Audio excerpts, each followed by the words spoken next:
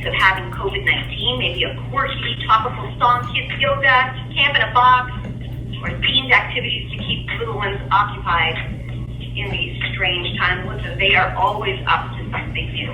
So the Rated Project is a present of sorts for all of us with kids in our lives.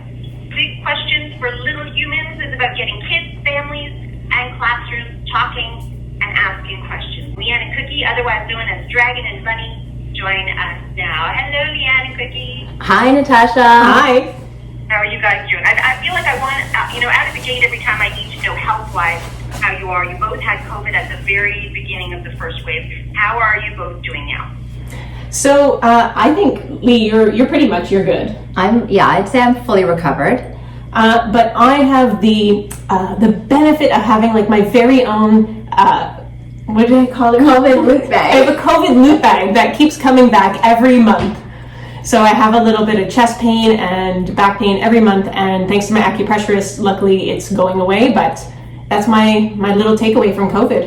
It's so interesting, isn't it? Because Leanne, you have asthma, so if one of you were to be more susceptible, given what we know, you would think it would be you, and yet Cookie ended up with the lingering effects.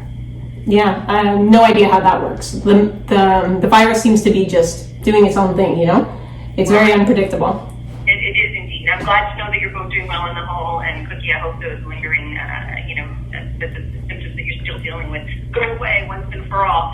Let's talk about Big Questions for Little Humans. Where did this idea come from? Oh, thanks so much for asking and for having us on to talk about it, because we are really excited about it. So when we first wrote The Butterfly Trap in 2018, we always wanted to be more than just pretty illustrations and a cute story. We really wanted to be a little bit more provocative and to ask questions. So our our motto always was Big Questions for Little Humans. Like, that story really tried to tackle some environmental themes. So now that we're knee deep in this pandemic, and of course everybody's struggling with mental health concerns, we thought it would be a great time to resurrect Lukey from The Butterfly Trap and to basically to write a series of mini stories, really short reads, like less than 2 minutes, for parents and teachers to unpack with kids, and a series of questions to really provoke conversation.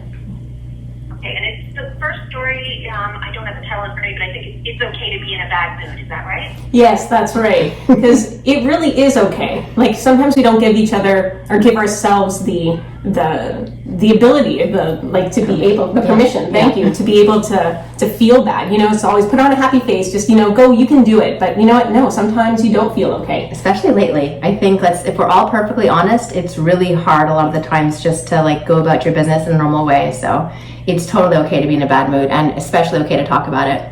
Well, and it's weird, our expectations of kids, right? Like, somehow, we're, as adults, we know that, you get a bad night's sleep, you're grumpy, something happens at work, you're grumpy, you have an argument with yourself, whatever, it can be anything, right? You just feel a little off, and that's accepted. But for whatever reason with kids, we expect them to always be happy-go-lucky and not have an off day. That's unrealistic, right? Totally, yes. And I think kids are also, they are experiencing all of your feelings too. So if they're around teachers that are stressed and parents that are stressed, they're going to feel their feelings and they're going to feel your feelings too. So we really need to give them opportunities to unpack that and talk about that. And it's like we're having more than one feeling at the same time too, which is hard. You're having 5 feelings or 10 feelings, and we need to give kids language, articulate that. You can feel sort of okay and terrible at the same time. That's what this pandemic's doing for us.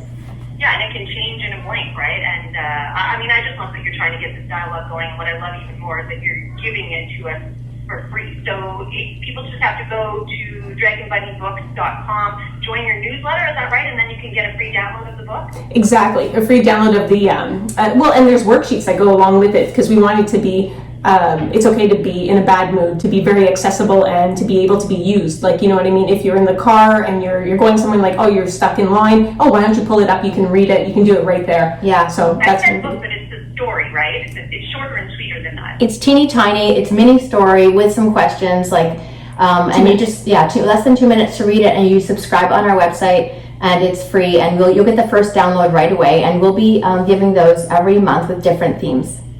I just think that's so great, and I'll be watching out for them, and all the stuff you guys do has really helped me with my own daughter. It's no easy feat for the kids, and it's no easy feat for the parents to keep occupied during these times. We're speaking with Leanne Matthews and Cookie CJAD. They are the couple behind DragonBunny Books.